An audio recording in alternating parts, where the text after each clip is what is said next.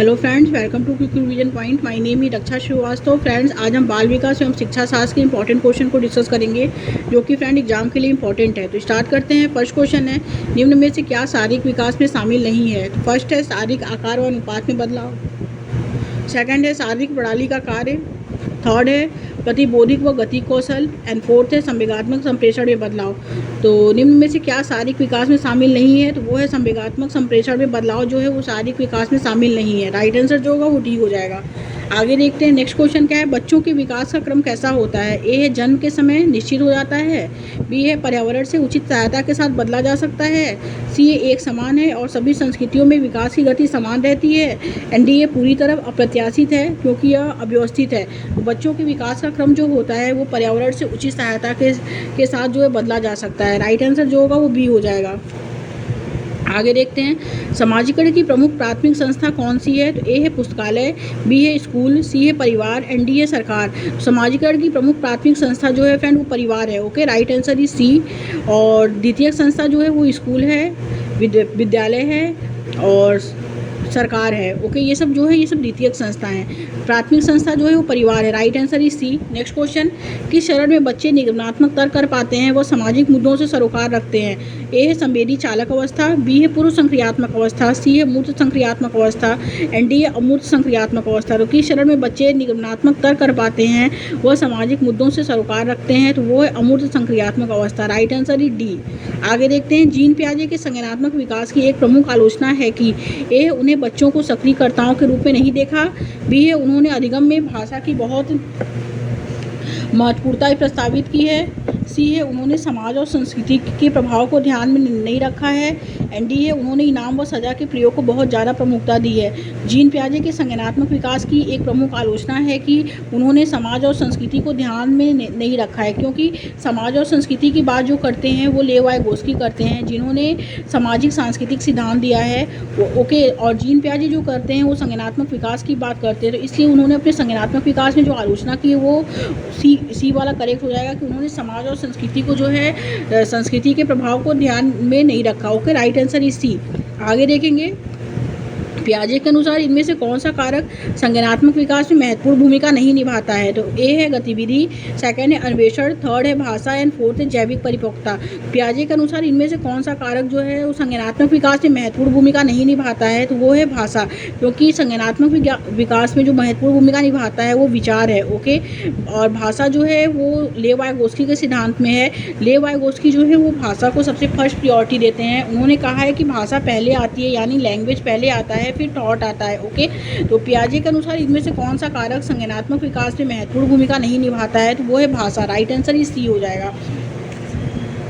Next question है, Lawrence Kohlberg द्वारा दिए गए उत्तर पारंपरिक नैतिकता के 5वें चरण यानी सामाजिक अनुबंध अभिविन्यास में व्यक्ति मानते हैं कि क्या मानते हैं? तो लॉरेंस कोहलबर्ग का जो है वो मॉरल डेवलपमेंट ऑफ थ्योरी है, उसमें उन्होंने कहा है नैतिक निर्णय स्व चुने हुए नैतिक सिद्धांतों के संदर्भ में किए जाने चाहिए। ओके, राइट आंसर जो होगा वो डी हो जाएगा। आगे देखते हैं। यह विचार है कि बच्चों के सीखने में उनके सांस्कृतिक संदर्भ के अनुसार उनकी सहायता व मार्गदर्शन देना चाहिए, जिसने उसने प्रस्तावित किया है। तो क्या प्रस्तावित किया है? तो यह विचार है कि बच्चों के सीखने में उनके सांस्कृतिक संदर्भ के अनुसार उनकी सहायता व मार्गदर्शन देना चाहिए, जिसने प्रस्तावित किया है। तो ये है हार्वर्ड गार्डनर। हार्वर्ड गार्डनर जो है बहुबुद्धि का सिद्धांत दिए हैं, जीन पियाजे संज्ञानात्मक विकास का सिद्धांत दिए हैं, लॉरेंस कोहलबर्ग नैतिक विकास का सिद्धांत दिए हैं, लेव वाइगोस्की सामाजिक सांस्कृतिक सिद्धांत दिए हैं। तो इसमें जो राइट होगा वो डी हो जाएगा, लेव वाइगोस्की। ओके, आगे देखते हैं फ्रेंड। नेक्स्ट क्वेश्चन क्या है, विद्यार्थियों को संकेत व इशारे देना, सोच विचार की प्रक्रिया को मॉडल करना किसके उदाहरण हैं? ए है अनुकूलन के, बी है विलंबित अनुसरण के एंड सी है इसमें रटकर स्मरण के एंड डी है पाड़ के। तो विद्यार्थियों को संकेत व इशारे देना, सोच विचार की प्रक्रियाओं को मॉडल करना किसके उदाहरण है? तो वो है पाड़ के उदाहरण है, यानी स्कैफ फोल्डिंग के। स्कैफ फोल्डिंग का मतलब जो होता है वो होता है सहारा देना, एक सीढ़ीनुमा मदद होता है। ओके, राइट आंसर डी हो जाएगा। नेक्स्ट क्वेश्चन, एक व्यक्ति की कक्षा में ए है बच्चे अर्थपूर्ण गतिविधियों में संलग्न होते हैं जिससे वे अपनी क्षमता के अनुसार कार्य कर पाएँ। बी है शिक्षक सभी सीखने सिखाने का केंद्र है। सी है पाठ्य पुस्तक की सीखने का एकमात्र स्रोत है। एंड डी है सभी सीखने सिखाने का केंद्र परीक्षाएं हैं। एक प्रगतिशील कक्षा में बच्चे अर्थपूर्ण गतिविधियों में संलग्न होते हैं जिससे वे अपनी क्षमता के अनुसार जो है कार्य कर पाएँ। Okay, right answer is a हो जाएगा। आगे देखते हैं नेक्स्ट क्वेश्चन क्या है। नेक्स्ट क्वेश्चन है कि फिल इन द ब्लैंक्स वाले व्यक्ति विशिष्ट स्वर, लय और ताल के बीच अंतर करने में सक्षम होते हैं जिसे पहचानने में अन्य चूक सकते हैं। तो वो कौन सी बुद्धि होती है? तो ए है इसमें तर्क गणितीय बुद्धि, सेकंड है शारीरिक गति संवेगात्मक बुद्धि, थर्ड है अंतर्वैयक्तिक बुद्धि एंड फोर्थ है संगीतमय बुद्धि। वो है संगीतमय बुद्धि। संगीतमय बुद्धि वाले व्यक्ति जो होते हैं विशिष्ट स्वर, लय और ताल के बीच अंतर करने में सक्षम होते हैं जिसे पहचानने में अन्य चूक सकते हैं। ओके, राइट आंसर जो होगा वो डी हो जाएगा। आगे देखते हैं नेक्स्ट क्वेश्चन है ले-वाइगोत्स्की के अनुसार भाषा क्या है? भाषा जो है कि संज्ञानात्मक विकास में कोई भूमिका नहीं है। तो ये गलत है क्योंकि ले-वाइगोत्स्की के अकॉर्डिंग भाषा का संज्ञानात्मक विकास में भूमिका है क्योंकि उन्होंने लैंग्वेज को फर्स्ट प्रियोरिटी दिया है। ओके, तो ये गलत है। सेकंड क्या है? संज्ञानात्मक विकास में बेहद महत्वपूर्ण है। सी है संज्ञानात्मक विकास में बाधा डालती है। एंड डी है फ्रेंड इसमें संज्ञानात्मक विकास के पीछे रहती है। तो ले-वाइगोत्स्की के अनुसार भाषा जो है वो संज्ञानात्मक विकास में बेहद महत्वपूर्ण है। ओके, ले-वाइगोत्स्की के अकॉर्डिंग भाषा क्या है? भाषा जो है वो संज्ञानात्मक विकास में बेहद महत्वपूर्ण है। Okay, correct answer is B हो जाएगा। आगे देखते हैं फ्रेंड नेक्स्ट क्वेश्चन क्या है। नेक्स्ट क्वेश्चन है अभिकथन ए कहता है माध्यमिक स्कूल के शिक्षकों के लिए यह महत्वपूर्ण है कि वे मीडिया में जेंडर रूढ़िवादिता के चित्रण को आलोचनात्मक रूप से देखने के लिए छात्रों को सक्षम करें। तो ये क्या है? ये गलत है। एंड तर्क आर है कि मीडिया समाजीकरण की एक महत्वपूर्ण संस्था है। तो ये भी गलत है। तो ए और आर क्या है? इसमें दोनों गलत है। ओके, राइट आंसर जो होगा फ्रेंड वो डी हो जाएगा। आगे देखते हैं नेक्स्ट क्वेश्चन क्या है। बच्चों के आकलन के बारे में निम्नलिखित में से कौन सा कथन सही नहीं है? तो ए है आकलन से बच्चों की तैयारी को परखने में मदद मिलनी चाहिए। तो और बी क्या है फ्रेंड? आकलन से चिंता और भय पैदा करने में मदद मिलनी चाहिए। एंड सी है इसमें मूल्यांकन विभिन्न साधनों का उपयोग किया जाना चाहिए। एंड डी है मूल्यांकन में सहकर्मियों और स्व मूल्यांकन शामिल होना चाहिए।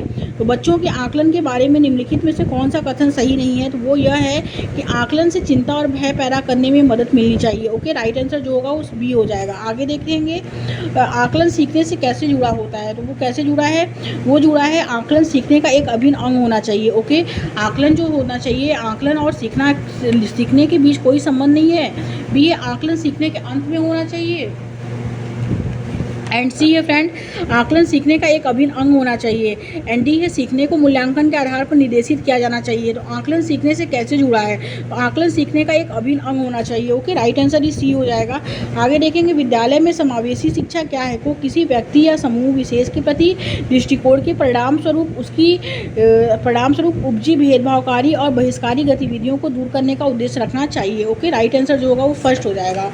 आगे देखते हैं नेक्स्ट क्वेश्चन क्या है। नेक्स्ट क्वेश्चन है फ्रेंड इसमें कि शिक्षक बच्चों को रचनात्मक रूप से सोचने के लिए कैसे प्रोत्साहित कर सकते हैं। तो ए है उन्हें किसी समस्या को हल करने के लिए विभिन्न तरीके के बारे में सोचने के लिए कहकर।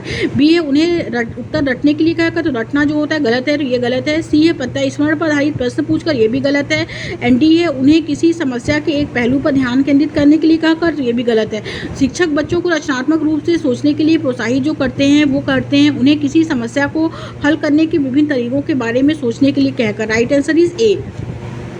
आगे देखते हैं कक्षा में विविधता को पोषित करने के लिए शिक्षकों को किस पर ध्यान देना चाहिए।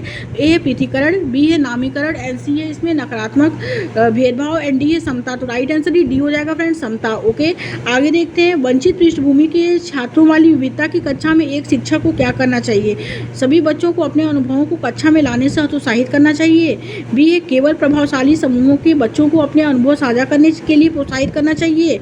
सी है केवल वंचित समूहों के बच्चों को अपने अनुभव साझा करने के लिए प्रोत्साहित करना चाहिए।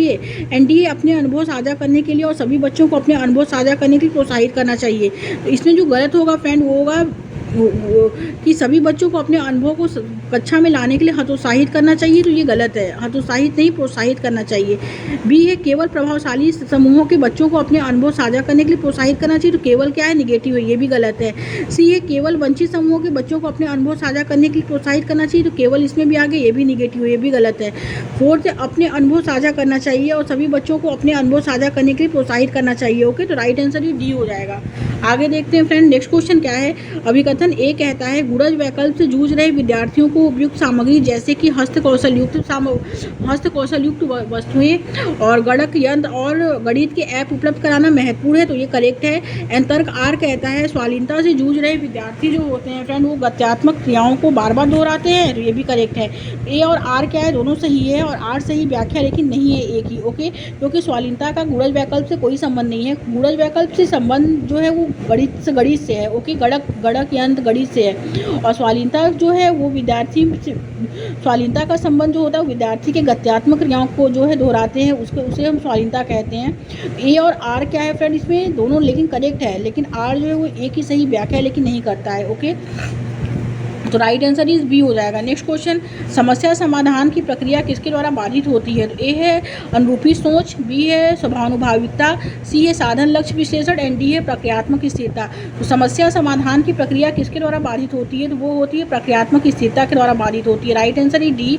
आगे देखते हैं, अभिकथन ए कहता है जो शिक्षक यह मानते हैं कि क्षमता निश्चित नहीं है और प्रयास करके उसे बदला जा सकता है, छात्रों को स्कूलों में अपने प्रदर्शन में सुधार करने के लिए प्रेरित करने की संभावना प्रस्तुत करने हैं, ओके, और तर्क आर है कि अभिप्रेरणा उन विश्वासों से जुड़ी है जो शिक्षक अपने छात्रों की क्षमताओं के बारे में रखते हैं, ओके, इसमें ए और आर दोनों सही है और आर जो है उस ए की सही व्याख्या करता है, ओके, तो राइट आंसर जो होगा फ्रेंड वो ए हो जाएगा।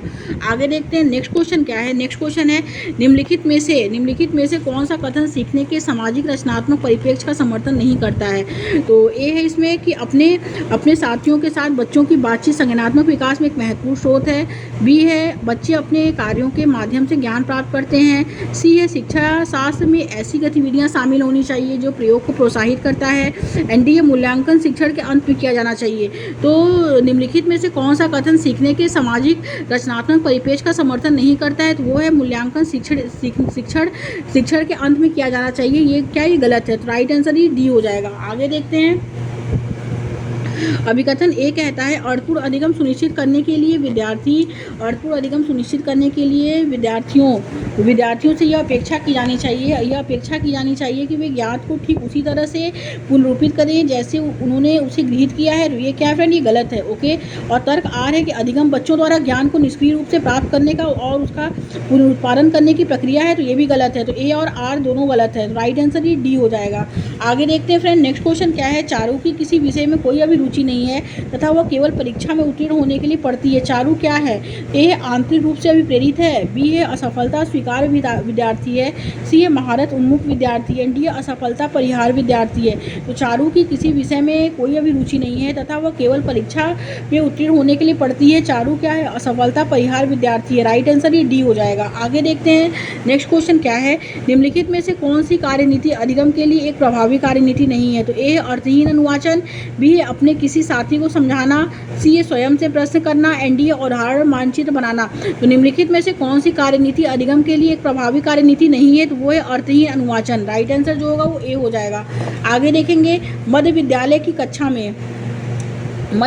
की कक्षा में किस प्रकार का वातावरण जो है बनाने पर जोर दिया जाना चाहिए, तो ए है सहयोगात्मक और सकारात्मक, एंड बी है फ्रेंड इसमें कि प्रतिस्पर्धात्मक और व्यक्तिवादी, सी है वेदन व रटना, एंड डी है भय और तनाव। तो मध्य विद्यालय की कक्षा में किस प्रकार का वातावरण बनाने पर जोर दिया जाना चाहिए, तो वो सहयोगात्मक और सकारात्मक, राइट आंसर इस ए हो जाएगा। आगे देखेंगे नई शिक्षा नीति 2020 जैसी समकालीन नीतियाँ सीखने के लिए किस शिक्षा शास्त्र को प्रस्तावित करती हैं, तो ए है शिक्षक केंद्रित, बी है अनुभवात्मक, सी है व्यवहारवादी, एंड डी है पाठ्यपुस्तक केंद्रित। नई शिक्षा नीति 2020 जैसी समकालीन नीतियाँ सीखने के लिए किस शिक्षा शास्त्र को प्रस्तावित करती हैं, तो अनुभवात्मक शिक्षा शास्त्र को जो है वो प्रस्तावित करती हैं, राइट आंसर जो होगा फ्रेंड वो बी हो जाएगा, ओके। आगे देखते हैं बच्चों को नई अवधारणाओं के परिचय का क्रम क्या होना चाहिए, तो ए है वैश्विक से स्थानीय, बी है अमूर्त से ठोस, सी है अनुप्रयोग से संप्रत्यात्मक समान, एंड डी है अपरिचित से परिचित। तो राइट आंसर डी हो जाएगा, अपरिचित से परिचित। बच्चों को नई अवधारणा के परिचय का क्रम क्या होना चाहिए, तो अपरिचित से परिचित होना चाहिए, राइट आंसर ही डी। आगे देखते हैं फ्रेंड नेक्स्ट क्वेश्चन क्या है। नेक्स्ट क्वेश्चन है फ्रेंड कि विद्यालय में विद्यार्थी का अर्थपूर्ण अधिगम जो है वो बहिष्करण प्रथाओं से नकारात्मक रूप से प्रभावित होता है और शिक्षा केंद्रित शिक्षा शास्त्र से सकारात्मक रूप से प्रभावित होता है। ओके, तो इसमें जो होगा ए ही हो जाएगा, क्योंकि विद्यालय में विद्यार्थियों का अर्थपूर्ण अधिगम बहिष्करण प्रथाओं से नकारात्मक रूप से प्रभावित होता है और शिक्षार्थी केंद्रित शिक्षा शास्त्र से सकारात्मक रूप से प्रभावित होता है। Okay, right answer is a हो जाएगा। Thank you friends.